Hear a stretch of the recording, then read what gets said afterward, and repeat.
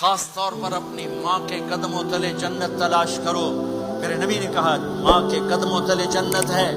پھر ایک اور حدیث سنو، میرے نبی نے فرمایا جب لوگ جنت کو چلیں گے اور اویس بھی چلیں گے تو اللہ تعالیٰ فرمائیں گے باقی چلے جاؤ، اویس رک جائے۔ تو اویس کرنی کہیں گے یا اللہ مجھے کیوں روکا؟ تو اللہ کہیں گے پیچھے دیکھو، وہ پیچھے دیکھیں گے، جہنمی لوگ کھڑے ہوں گے، اللہ فرمائیں گے تیری ماں کی خدمت، جہاد نہیں، نماز نہیں، روزہ نہیں، حج نہیں، زکوٰۃ نہیں، علم نہیں، ذکر نہیں، تبلیغ نہیں، تیری ماں کی خدمت۔